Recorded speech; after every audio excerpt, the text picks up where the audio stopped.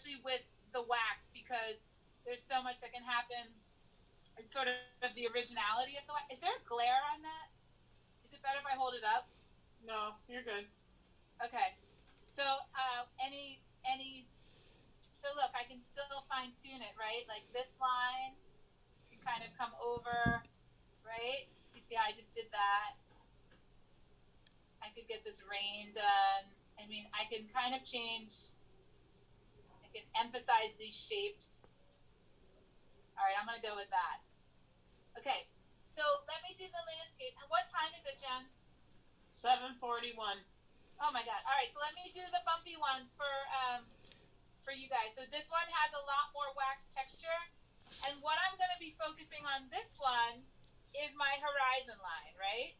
So do you guys see it? This is where the water meets the sky, technically, right here. So everything that I do is going to be coming from this point out, and I'll make a nice little color palette. So I'm going to use this color, the unbleached. I'm going to use the yellow. I'm going to use a little bit of a red, right? That's brown, brown pink. I might use a little bit of a gray to just kind of tone it down. And I can use my turkey red, and I have yellow, I have red. Oh, and I'm going to use white. Did I use brown yet? And I need brown. I need brown. So if you want to just practice painting, waxing and painting, just to kind of really get the hang of it, I would not use so many colors. So for you guys in the beginning, I would use like one dark, one or maybe one or two middle, colors, and a white, like a white or a neutral white, right? So I have one, two. Well, these two are very close colors actually. They're both red. So I have gray, brown, red, and two whites and yellow. I mean, you could take away one of these. It's still a pretty simple palette, right? Mm-hmm. I can start, and also look, I'm going to try to blend out this hard line. So, and you see, what I love about the wax is that it kind of like stains the paper here. So in a way, this looks like a tree to me. So this outside part is looking like this inside part. So what I'm going to try to do is make the outside and the inside blend. So I'm going to take a dark color from my base, and I'm going to start to try to get rid of, right? So automatically, like already, I'm like losing that hard line, and I'm starting to feel like this is all trees, right? And then I can kind of like use some lighter colors to kind of like create the feeling of the trees, right? And I can like see how it gets a little bit warmer to the inside, so then I can like kind of tone. And I'm not trying to paint a tree, right? I'm trying to give like this whole thing like mood and atmosphere, right? So it's almost like the less I do, the better, right? Sort of think about these shapes and then blend these areas together. So here's my sky, and look, if I blend, right, I can get that tree to pop back. So think about these layers going on like in opacity, and then the paper towel sort of controls their opacity, right? So you can put them on thicker than you need to start out, but then you want to reduce them, right, and control them. So you're kind of like putting them on heavy and then pulling them back, right, until they look good and they start to sort of communicate with your photo. Also, like here, I think I want these trees to come down past the horizon line, but here I'm going to stick to my horizon line. So I'm going to transition here from trees to this like rocky area. So the rocky area, I'm going to switch colors, and I'm going to make this like a gray.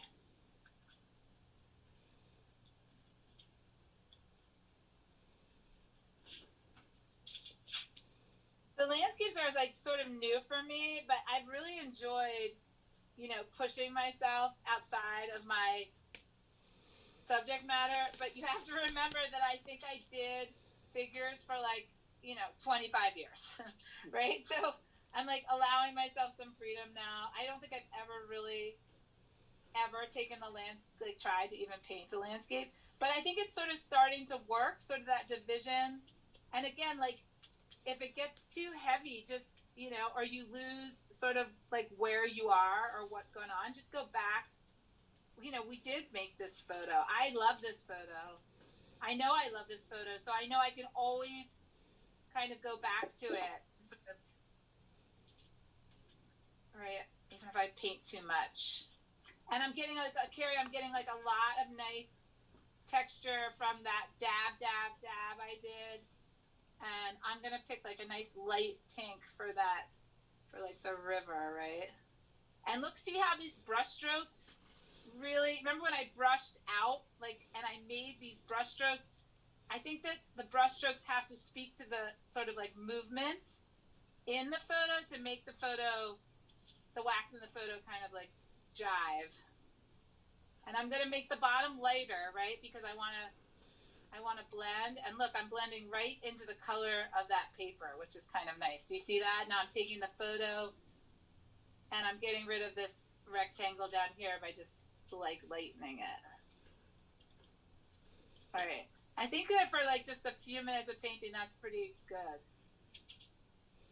Right? And then you can kind of like highlight it. Also, you're, utilizing, the beauty of the wax, right? So I think when you start out, this is a really good place to start out, is really not trying to do too much, but trying to do a little very well, right? And then once you kind of have like this understanding of all of this sort of simple beauty that the wax can do with just the wax and the wax photo pigment stick combo, right? Then you can kind of get that under your belt, and then like all the other stuff is gonna kind of like make more sense, right? I don't know about that pink.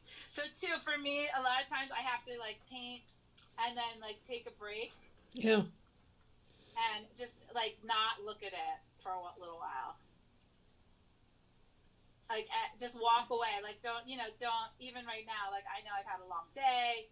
I've had a long week. I'm tired. So I'm gonna just say, okay, I can make more decisions tomorrow. Have you done this one multiple times too? Yes, I painted this particular landscape multiple times. Okay. Yep, I painted this horse multiple times, and this is my new. This I painted multiple times. This one I painted multiple times, and then this one I just started. So this is my new work. So I've now officially painted this 3 times. Okay. So I don't even really feel like I'm like up and running until it's been at least 3 to 5 times, And I do start off small. So one of my sort of, studio tricks is that I start off like in this size frame, like 5x7, 8x10ish, and not really smaller. If it's smaller, I feel like I can't work my fingers on it. You know what I mean? Like if it's too small, I can't blend it. Right. Right? Mm-hmm. So, but this is a good size, 5x7, 8x10, 11x14, because I can get my hands on it and I can blend it. And if I can paint it well in this size, a couple times, and I feel like the image is working for me, then I invest and I go bigger, right? So I kind of feel like I need to have that confidence in myself and the image and our ability to work together before I go large.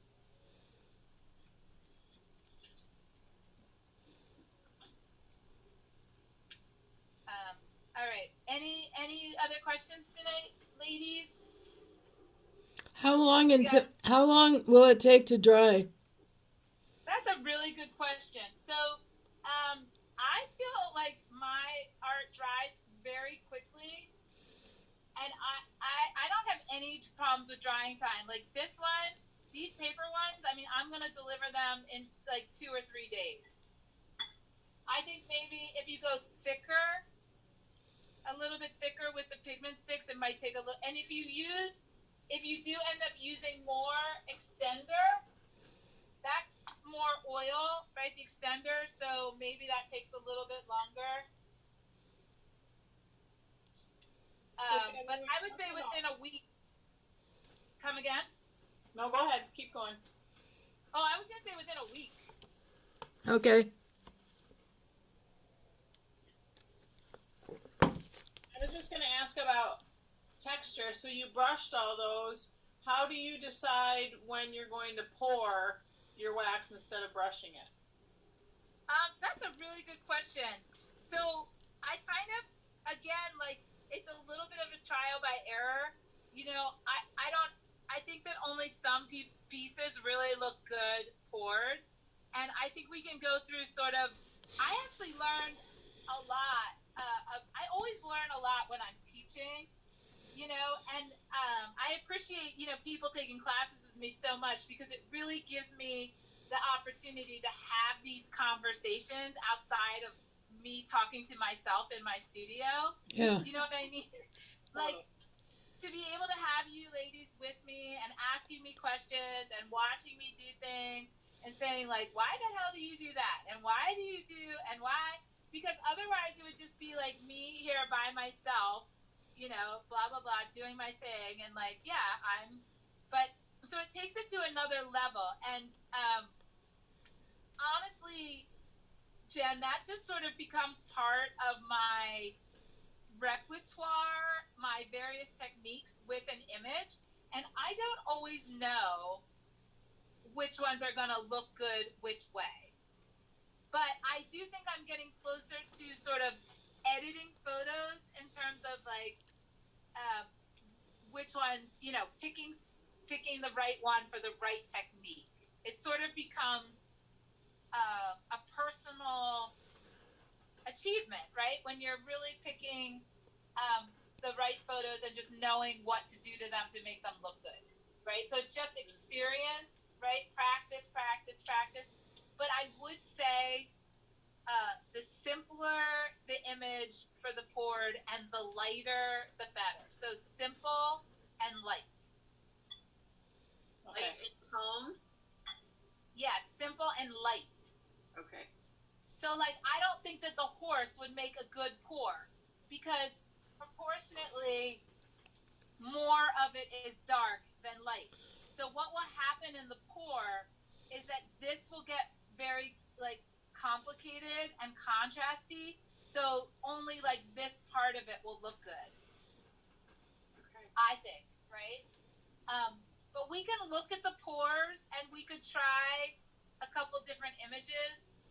But generally, I would say the lighter and the simpler and the lighter, the better.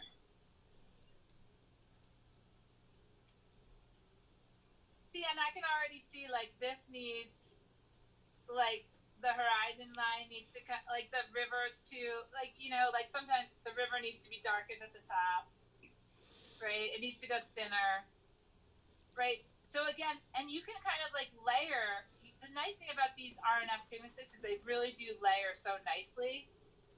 You can put like color. It's the same with like you can put colors on top of colors, and very, very softly, like a little bit goes a long way. Like look how much more sort of realistic the mouth of that river is now. Not so wide and like a little bit toned down, right?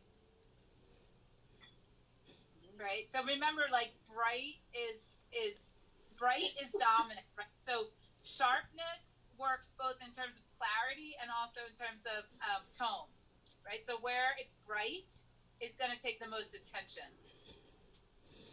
So when you do that many, when you do those that many times, do you save all of them, even the first ones, even if you don't like them very much?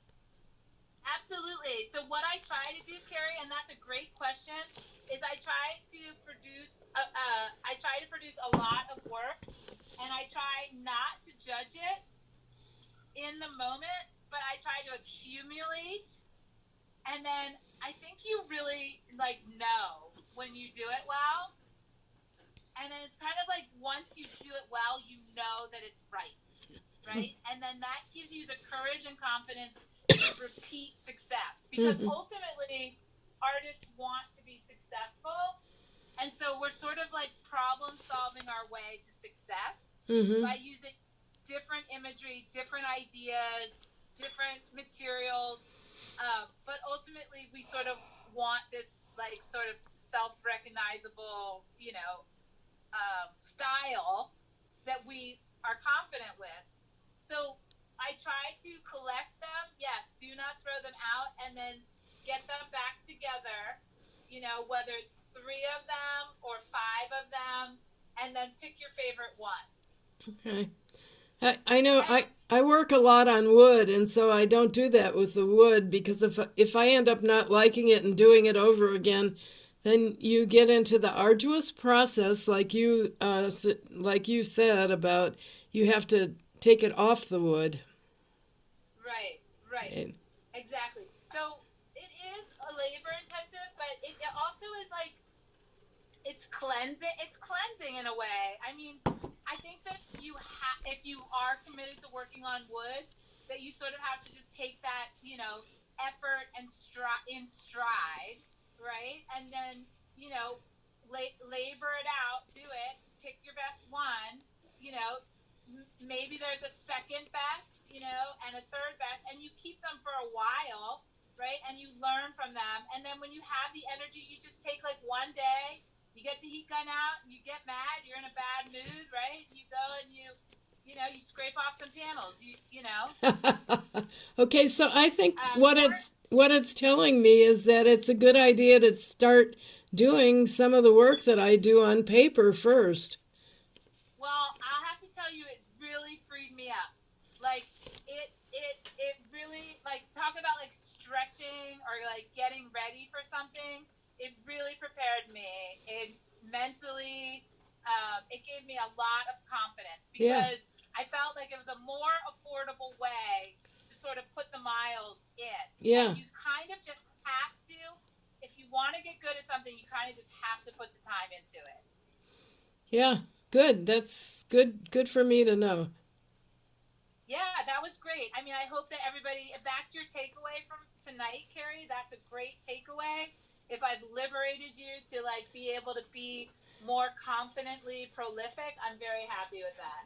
Yeah, thank you. And I think that I think that this practice, because honestly, like, I'll sit and paint all these horses, probably take me 2 hours, and in the end, I'll maybe have like one or two amazing pieces, Yeah, right? yeah, But I don't know that I would get to those amazing if I did not do all of the repetition and work. yeah, And for those photographers or in the group, you guys know how many photos it takes to get the one, right?